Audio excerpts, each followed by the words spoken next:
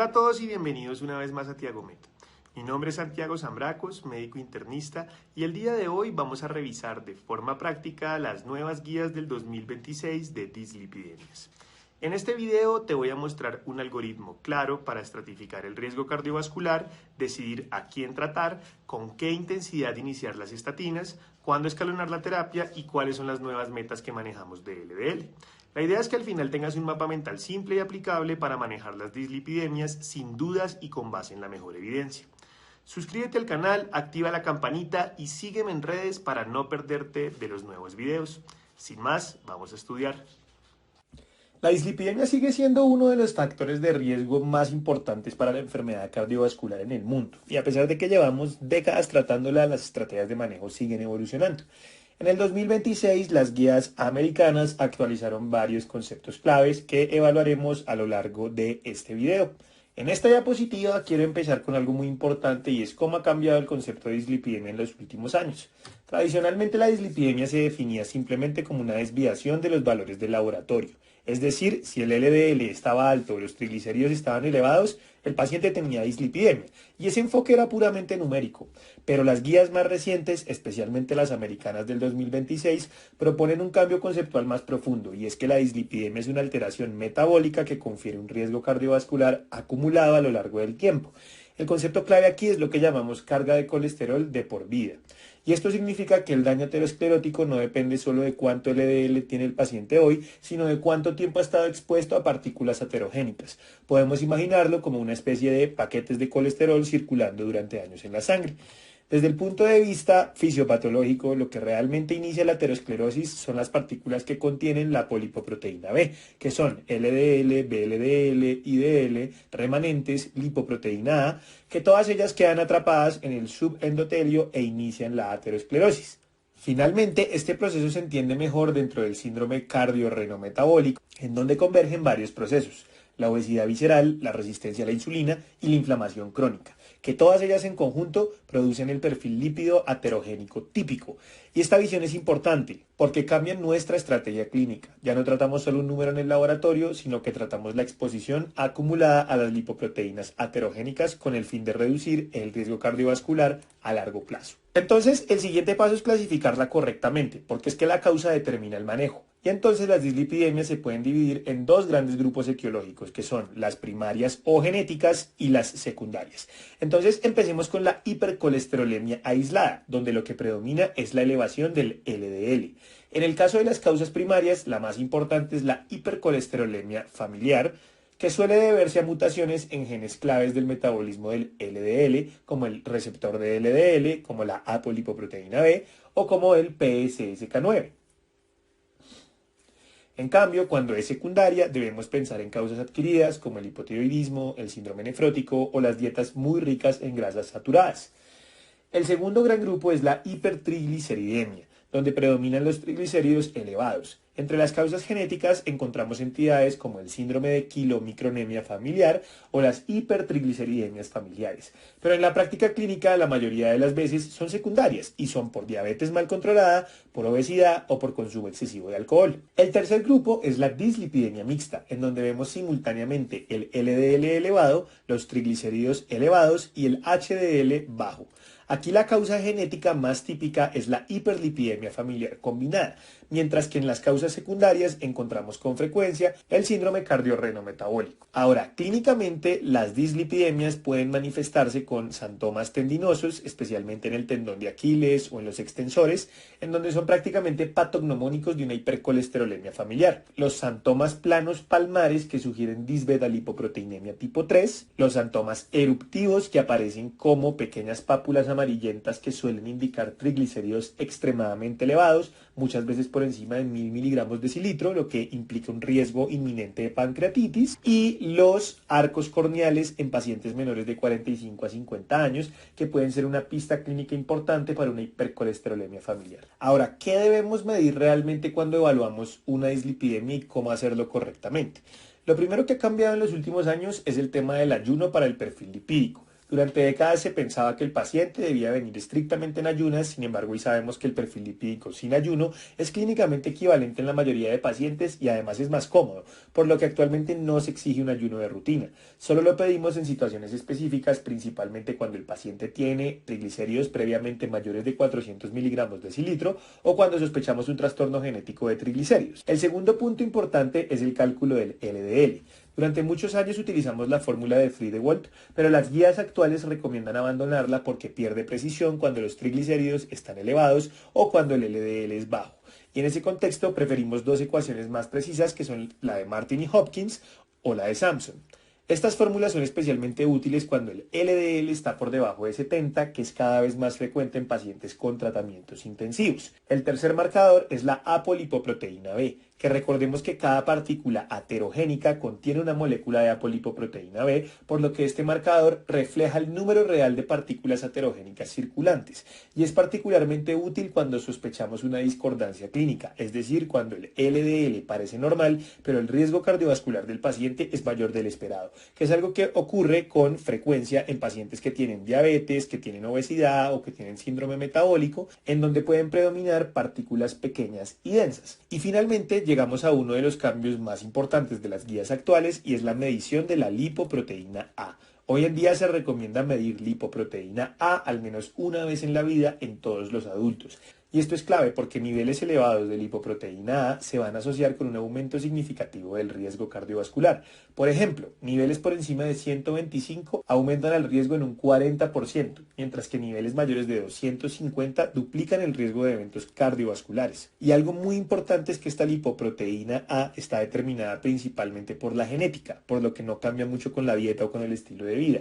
Entonces, identificarla nos permite estratificar mejor el riesgo y ser más agresivos en el control del LDL. Durante muchos años hemos utilizado diferentes ecuaciones para el cálculo o la estratificación del riesgo cardiovascular. Hoy en día utilizamos un nuevo modelo llamado Prevent ASCVD, que este nuevo modelo tiene varias mejoras importantes. Primero, elimina la raza o la etnia como variable biológica. Esto se hizo para evitar sesgos históricos en la estimación del riesgo cardiovascular.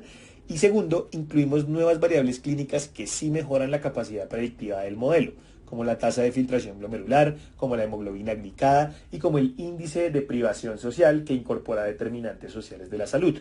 Todo esto nos permite estimar el riesgo de forma más precisa y personalizada. Y una vez hemos calculado el riesgo con Prevent, clasificamos al paciente en 4 categorías de riesgo a 10 años. La primera es el riesgo bajo, que es cuando el riesgo estimado es menor del 3%. Luego tenemos el riesgo limítrofe, que es entre 3 al 5%.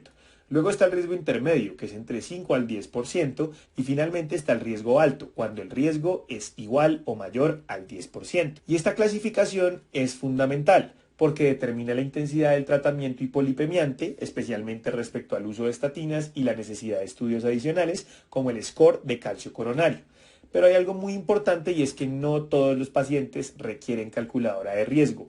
Hay algunas situaciones que automáticamente colocan al paciente en alto riesgo cardiovascular independientemente del resultado de la calculadora, como por ejemplo tener un LDL mayor o igual a 190 que sugiere hipercolesterolemia severa, diabetes con múltiples factores de riesgo o enfermedad cardiovascular establecida, es decir, prevención secundaria. Y en estos casos no perdemos tiempo calculando el riesgo, porque el paciente ya requiere un tratamiento intensivo para poder reducir su colesterol LDL. Una vez hemos estimado el riesgo cardiovascular con la calculadora Prevent ASCVD, las guías proponen un algoritmo práctico de toma de decisiones que se llama modelo CPR, que significa calcular, personalizar y reclasificar. Entonces, básicamente nos guían 3 pasos clínicos para decidir si iniciar o intensificar un tratamiento hipolipemiante. El primer paso, que es Calculate, es decir, calcular el riesgo cardiovascular a 10 años, lo hacemos con el Prevent ASCVD. Y aquí pueden ocurrir 3 escenarios, que es que si el riesgo es bajo, el manejo principal será optimizar el estilo de vida. Si el riesgo es alto, la recomendación es iniciar estatinas directamente. Pero la zona interesante es cuando el riesgo queda entre 3 y 10%, o sea, un riesgo limítrofe o intermedio, en donde en estos pacientes debemos pasar al segundo paso del algoritmo, que es personalizar. es decir, personalizar el riesgo del paciente buscando lo que las guías llaman factores potenciadores de riesgo. Y entre estos factores encontramos la historia familiar de enfermedad cardiovascular aterosclerótica prematura, factores femeninos específicos como la preeclampsia o la menopausia temprana o las enfermedades inflamatorias crónicas como el lupus, la artritis reumatoide, el VIH o niveles elevados de PCR, así como también una lipoproteína A elevada por encima de 125. Esos factores podrían indicar que el riesgo real del paciente es mayor de lo que la calculadora está estimando. Pero si después de esto todavía tenemos dudas, ahí pasamos al tercer paso del algoritmo. Y el tercer paso es reclasificar, es decir, reclasificar el riesgo utilizando el score de calcio coronario. Las guías lo llaman el árbitro definitivo, especialmente en los pacientes con riesgo intermedio. Si el calcio coronario es igual a 0, podemos diferir el uso de estatinas y reevaluar en unos 3 a 7 años. Si el calcio está entre 1 y 99, generalmente se recomienda iniciar la estatina de intensidad moderada. Si el calcio es mayor o igual a 100, el paciente se reclasifica como alto riesgo y debemos tratarlo de forma más agresiva, con una meta de LDL menor a 70. Y si el calcio coronario supera los 1000, el riesgo es tan alto que el manejo se acerca al de la prevención secundaria con metas de LDL por debajo de 55. Ahora, una vez hemos estimado el riesgo cardiovascular, el siguiente paso es definir qué tan agresivos debemos ser en la reducción del LDL. Las guías del 2026 vuelven a introducir algo que había generado mucha discusión en años anteriores y eran las metas numéricas explícitas del LDL, además del porcentaje de reducción. Y algo importante que hay que recordar es que mientras mayor sea el riesgo cardiovascular del paciente, más bajo debe ser su LDL. Entonces empecemos con los pacientes de riesgo bajo, es decir, los que tienen menos del 3% a 10 años. Aquí no se establece una meta numérica específica de LDL porque el enfoque principal es modificar el estilo de vida. Cuando el paciente está en un riesgo limítrofe, es decir, entre 3 y 5%, especialmente si tiene factores potenciadores, la meta de LDL generalmente es menor de 100, con una meta secundaria de no HDL menor de 130. En pacientes con riesgo intermedio, las metas son similares, con un LDL menor de 100, con reducciones aproximadas del 30 al 49% desde el nivel basal. Y cuando el paciente ya está en un riesgo alto, es decir, mayor o igual al 10%, aquí la meta es más estricta. Buscamos un valor de LDL menor de 70, con reducciones de al menos el 50% respecto al basal. Hay escenarios que automáticamente se consideran de alto riesgo o de muy alto riesgo. Por ejemplo, un LDL mayor o igual a 190 sugiere una hipercolesterolemia familiar y en esos pacientes buscamos LDLs por debajo de 100 o incluso por debajo de 70 si hay otros factores adicionales de riesgo. Algo similar ocurre con los pacientes con diabetes entre 40 y 75 años, donde la meta usual también es un LDL por debajo de 100, aunque puede ser menor de 70 si el riesgo es elevado. Pero el grupo donde definitivamente debemos ser más agresivos es el de la prevención secundaria, es decir, pacientes con enfermedad cardiovascular establecida. En estos casos, especialmente si tienen comorbilidades o eventos recurrentes, la meta es por debajo de 55, con reducciones de al menos del 50% desde el basal.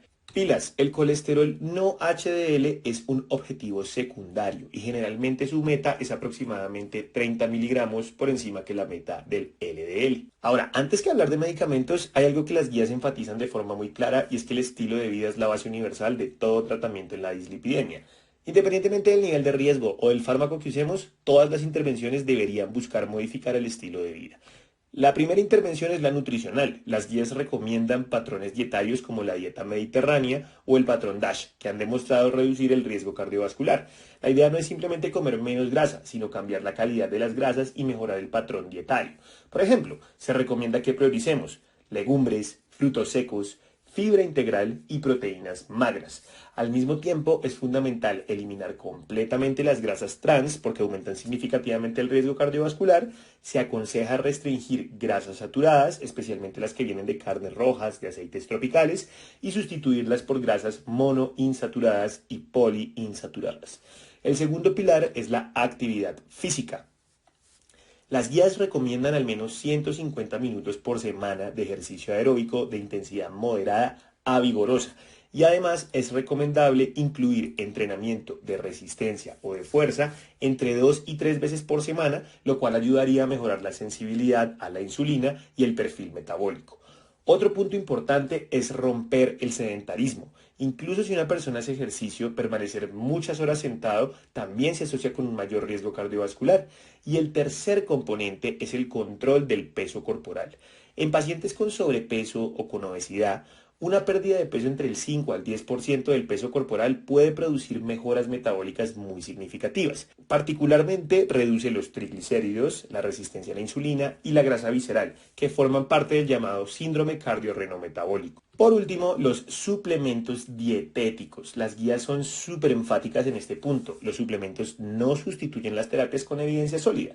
Por ejemplo, la cúrcuma, el ajo, la canela o el arroz de levadura roja no deberían usarse de rutina para tratar la dislipidemia. Inclusive el aceite de pescado de venta libre no se recomienda porque su contenido es variable y puede oxidarse. Y un punto clínico muy importante es la hipertrigliceridemia moderada. Cuando los triglicéridos están entre 150 y 499, lo que recomiendan las guías es un periodo de 4 a 12 semanas de cambios intensivos en el estilo de vida antes de iniciar una farmacoterapia, salvo que el paciente tenga riesgo cardiovascular muy alto. Una vez hemos optimizado el estilo de vida y definido la meta de LDL, el siguiente paso es decidir cómo escalar el tratamiento farmacológico. Las guías actuales proponen una escalera terapéutica basada en el riesgo, donde el objetivo es reducir progresivamente el LDL hasta alcanzar la meta correspondiente. El primer escalón y el más importante son las estatinas, que siguen siendo la piedra angular del tratamiento hipolipemiante. Dependiendo del riesgo cardiovascular del paciente, utilizamos estatinas de intensidad moderada o alta con el objetivo de lograr reducciones aproximadas del 30 al 50% del LDL o inclusive mayores en pacientes de alto riesgo. Si con las estatinas el paciente no alcanza la meta de LDL, pasamos al segundo escalón de la escalera terapéutica, que es ezetimibe. La ezetimiba actúa inhibiendo la absorción intestinal de colesterol a través de la proteína NPC1-L1 y suele producir una reducción adicional del LDL entre el 13 al 20%. Si aún así el paciente continúa por encima de la meta, el siguiente paso es añadir un inhibidor del PCSK9. Y estos pueden ser anticuerpos monoclonales como el alirocumab o el evolocumab, o inclusive el inclisiran, que es un siRNA que reduce la producción hepática del PCSK9. Estos fármacos son muy potentes y pueden lograr reducciones adicionales del LDL del 50 al 60%. Ahora, algo que pasa con relativa frecuencia es la intolerancia a las estatinas. En estos pacientes, una alternativa útil puede ser el ácido bempedoico, que inhibe la ATP-citratoliasa, que es una enzima involucrada en la síntesis del colesterol. Y una ventaja interesante de este fármaco es que es un profármaco que se activa principalmente en el hígado, por lo que no actúa en el músculo esquelético y puede evitar síntomas musculares asociados a las estatinas. Ahora, hay una situación en la que debemos ser mucho más agresivos desde el inicio y es especialmente en la prevención secundaria de los pacientes que tienen un muy alto riesgo. Porque en estos pacientes, si el LDL basal es muy elevado, no es necesario esperar a fallar cada escalón de forma secuencial. Las guías de hecho permiten combinar estatinas, ezetimibe e inhibidores del PCSK9 desde etapas tempranas con el objetivo de alcanzar metas muy estrictas como un LDL por debajo de 55. En resumen, la estrategia moderna no es solo iniciar una estatina, sino ajustar la intensidad terapéutica de forma progresiva según el riesgo y la meta de LDL que yo tenga en mi paciente. De esta forma, recogemos esta tabla donde vemos cómo cada medicamento tiene su mecanismo de acción, cuánto puede reducir el LDL y cuál es la indicación clave.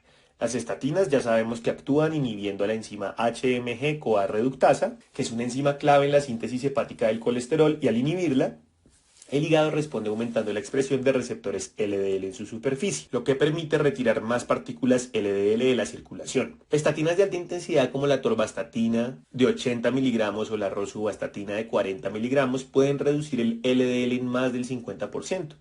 Lo utilizamos especialmente en pacientes con alto riesgo cardiovascular, en prevención secundaria o cuando el LDL está por encima de 190. Las estatinas de intensidad moderada como la simvastatina, pravastatina, pitavastatina, producen reducciones del LDL entre el 30 al 49% y las solemos utilizar en pacientes de riesgo intermedio. Cuando con estatinas no alcanzamos la meta del LDL, añadimos el ezetimibe, que bloquea la proteína NPC1-L1 que es responsable de la absorción intestinal del colesterol.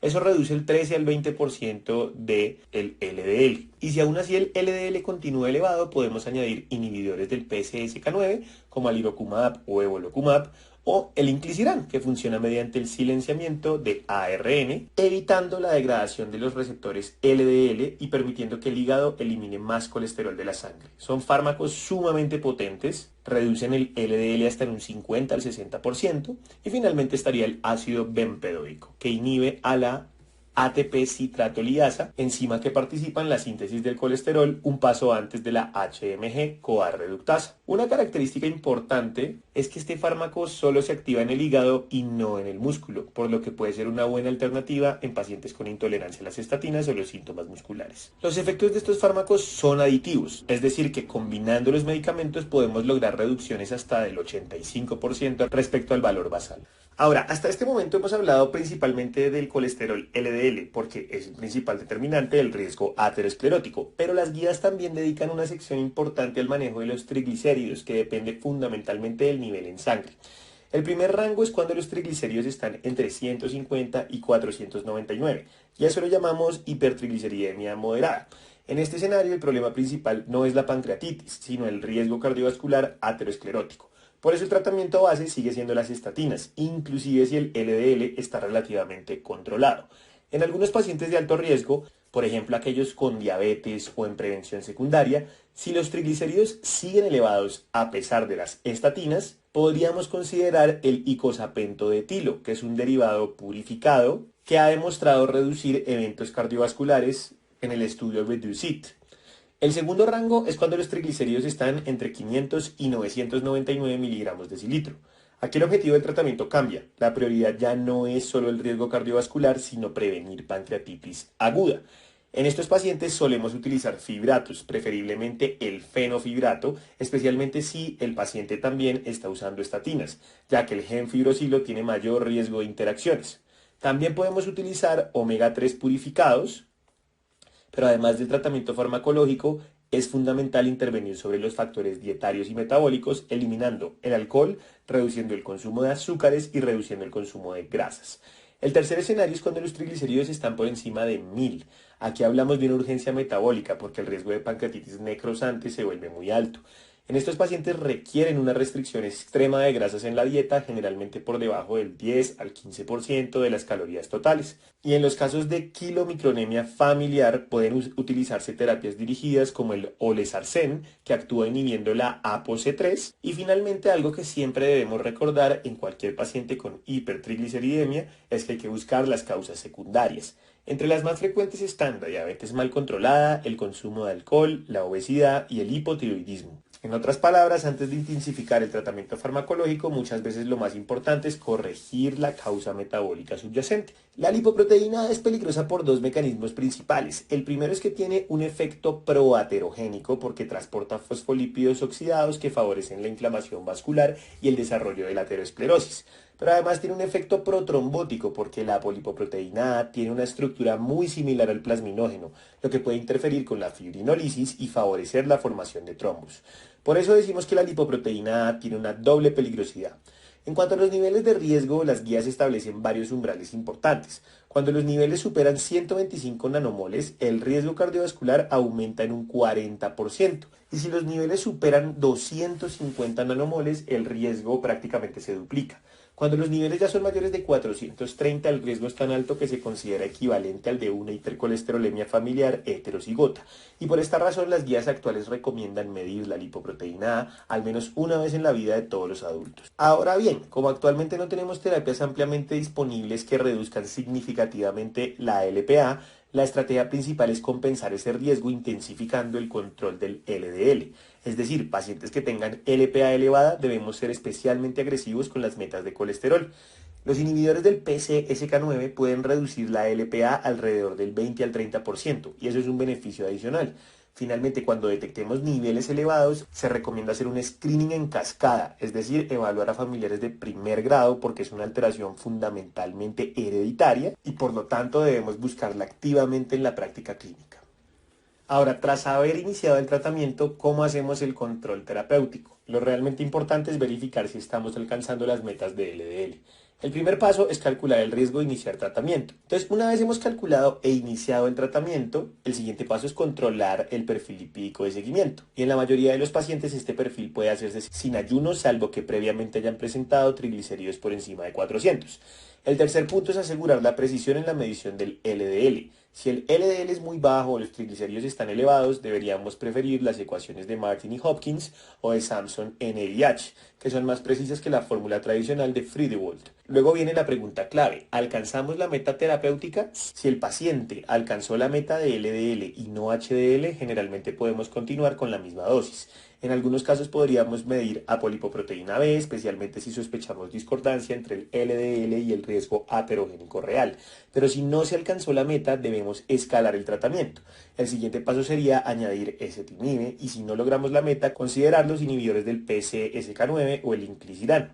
También debemos estar atentos a la intolerancia a las estatinas, particularmente los síntomas musculares, porque si se confirman podríamos utilizar alternativas como el ácido bempedoico. Otro aspecto importante es la hipertrigliceridemia moderada, donde suele recomendarse reevaluar tras 4 a 12 semanas de cambios intensivos en el estilo de vida antes de escalar el tratamiento. Finalmente, en pacientes con riesgo intermedio o incertidumbre terapéutica podríamos utilizar el score de calcio coronario para reclasificar el riesgo. Un calcio coronario de 0 permite diferir el tratamiento y reevaluar en unos años, mientras que un calcio coronario mayor o igual a 100 generalmente confirma un riesgo alto y justifica un tratamiento más intensivo. Vale la pena recordar que la lipoproteína A solo debe medirse una vez en la vida porque es un marcador genético estable. Y segundo, la causa más frecuente de falla terapéutica no es el medicamento, sino la falta de adherencia. Por eso siempre debemos verificar que el paciente realmente esté tomando el tratamiento y manteniendo los cambios en el estilo de vida. Y de esta forma llegamos al final de nuestra revisión. No te olvides de seguirnos y darle clic a la campanita para que puedas enterarte de cuando subamos nuevos videos, y espero este te haya servido. Hasta pronto.